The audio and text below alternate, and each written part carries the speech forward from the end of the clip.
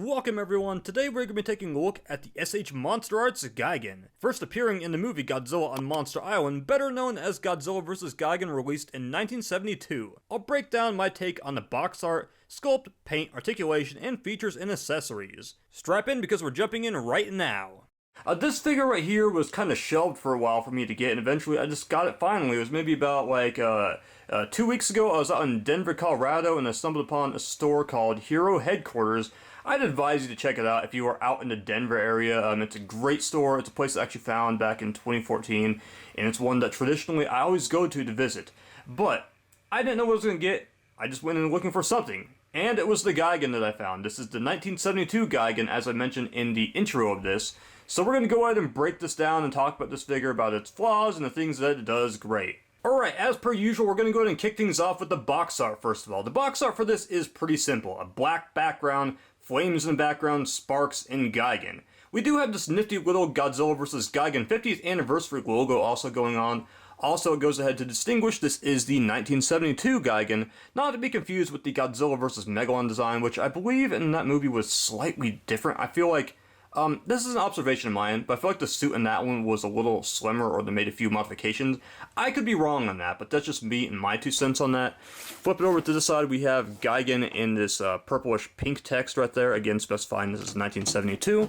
And then for that, we have a black and white image of Gigan alone on the side, and various different stills on the back of shots that you probably have seen online. Flip it over to the bottom, and then you have one more shot of Gigan flying and choking hazard information. And then for that, on the top, simply a bold text reading Gigan. It should also be noted, rather than having a piece of paper, simply on the flaps of the box, it shows you details about Gigan's sales and 3 codes that will be up on the screen for you to scan. Alright, so let's go ahead and talk about the figure itself. I always have said that SH Monster Arts does a marvelous job when it comes to the overall classic Toho Godzilla designs, and this one is just proof of it and just backs it up. That said, I do feel like there are a few minor flaws. Maybe this is just mine, but these flaws can be easily overlooked, and I really don't think much of it when it's on the shelf. But one thing I do want to go ahead and point out, though, and we'll go ahead and start with the head right here, is I feel like these mandibles right here, if you want to call them right here, I feel like this one opens up a bit more, and they do seem to be just a tad uneven. That's just me, though. It's not one of those things that's going to drive me nuts, but however, it's an observation that I am noticing the more I do look at this figure at eye level. We do also have some detail inside the mouth, which I think is really cool. This little metallic part on the top of his mouth. And it seems like his tongue is just a little off also. It kind of reminds me of a dog, how a dog has its tongue just wherever. But that is pretty cool. We have the little white spot right there, which is... This is funny right here. I didn't know this until today, actually.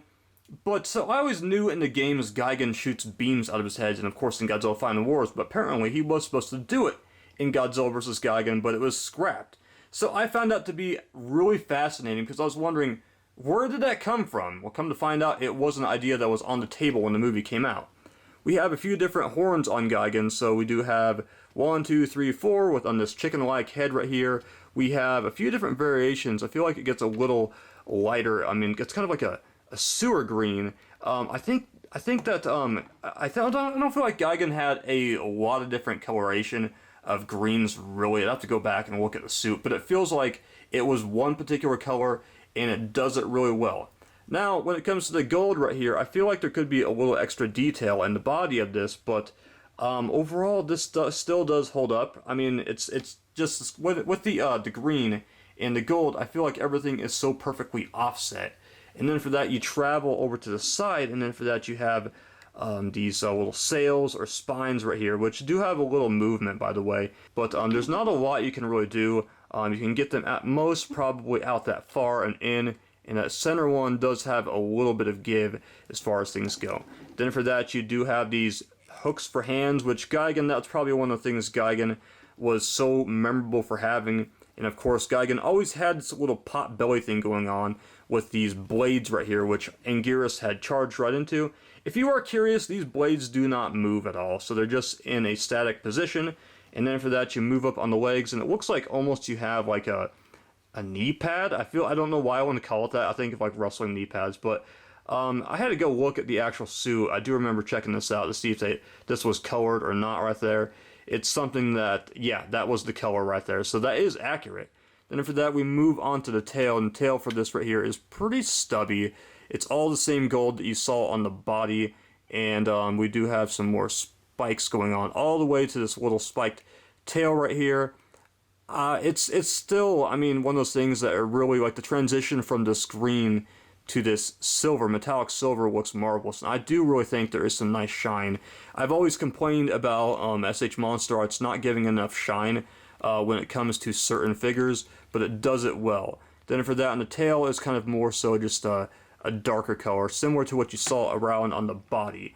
Detail-wise, there is a lot going on, so there's a lot to take in on this, I should say. And then for that, on the bottom, it doesn't stop there, so it's not like there's just some, you know, flat feet. I mean, you have detail on the very bottom of the feet, all the way to the little hooks for feet that he has. Gigan is always a extremely unique kaiju. I've always found him to be one of the most humorous, but also one of the most badass. And I feel like SH Monster Arts just nailed it. Okay, so let's talk about one of the biggest selling points for SH Monster Arts. It's the articulation. These figures are on so many different ball joints for days. I mean, literally you can move this around, and yeah, a few parts might pop off, like say right there, but you can go ahead and easily just pop them back on in. So, I mean, if it does break at a joint, I mean, no, don't fear. I mean, the biggest things you need to worry about is going to be, say, any of the points, like say, like the blades on him anywhere, or let's say if you're just being reckless and throwing it around. That said, though, we do have a few different points on the neck. So we have all the way down here at the base, and it kind of rocks on around, a little limited. Then for that, 1, 2, and that appears to be just it. So, I mean, it's one of those things that you can get some range at and kind of wiggle it around, but it's nothing that's too bragging rights exactly at this point right here. And then for that, right here, you do have the beak, which goes ahead and opens up a little bit. Again, this is kind of hindered. I talked about the mandibles earlier. For the arms right here, so you can go ahead and move this all the way around. It feels like there is a little bit of a fight for mine right here, a little bit more than I'm used to for SH Monster Arts, but it's still one of those things I'm not really concerned about, and it is a little limited. It seems like up here at the shoulder right here, it does seem to fight a little bit, but I feel like you're getting all the range that you really need, honestly. And then for that, we go over to the arm overall, and you do have it also. It is double jointed, so hooray for that. That is awesome right there. The legs, essentially the same right here, so you go ahead, move it all the way up, kind of moves all the way out like this, so there is a cut right there, and this point right here for like the thighs also is a completely separate different piece. If you notice, it is wiggling around. And then for that, we have double jointed knees, and then for that, for the feet, just kind of rocks on around. So there is quite a bit, so it's almost like we have him in this running position, like he's getting ready to run and swing at Godzilla. It's the same for the other foot. And then for that, for the tail. So let's go ahead and count this closely right here. This is where we have at most. Be wary of these spines because I feel like we're kind of running into that. It's kind of conflicting right there. But you have 1, 2, 3, 4, 5, 6, 7, 8, 9. And then for that, let's see right here. We are down to, oh man, we have so many little ones. So it looks like 10, 11, 12, 13, and then 14. Wow, that is quite the tail. I'm going to make sure that I did that right, so probably in post-editing I'll probably double-check that. But there is a lot going on, so you can go ahead and get this tail all the way down like this. And then for that, let's ignore the fact that the leg did pop off right there. But you can kind of get him in this flying position, and you can't really, I mean, maybe, I don't think you really get that head facing all the way, say, like, Mechagodzilla. How did they have it on the back right here? I want to see. So that position right there, you can kind of get him into. I'm not going to do it exactly, but I mean, this is probably one of the best right there that I can do right there overall. So it's just a really articulated figure, and it is a really well detailed action figure as well. So that is one of the biggest selling points for this action figure, and one reason why I feel like you got to have it if you feel like you need to have a Gigan. Well, this is going to be the go right here because I don't believe NECA has touched it. And then you have X Plus, which really doesn't do a lot of articulated. They're pretty well just statues. So SH Monster Arts has you covered until Haya shows up to the battle, which is something I look forward to them to do. So this figure does not have any accessories, so we're going to skip right over that. And if you are curious about the size, right now I've got him up against the Haya Godzilla 2019 figure, which I have also reviewed also. But we're going to go ahead and show you how tall this is, and then for that we're going to go ahead and do a size comparison. So we're just a little around 7.1 inches for this figure. 7.1, it's kind of smaller, it's on the smaller side, but it's still a great figure. Up next we'll go ahead and pit him up against the newest incarnation of Mechagodzilla from Godzilla vs. Kong. Up next, we have him up against Kong himself. And then finally, up next, if you are curious, here we are with at least a Mechagodzilla, if you're curious about how it does for scale, against any other figures they have out there. Okay, so now we're at that point in the review where it's time to break down this figure and ask, was this worth it? For me, I totally love the fact that I got it. I didn't find this to be a figure that was like one that I had to have right away, due to the fact it does run for about $100 to $150, and for a figure with no accessories, that is kind of a bummer because you kind of would hope there's something going on there.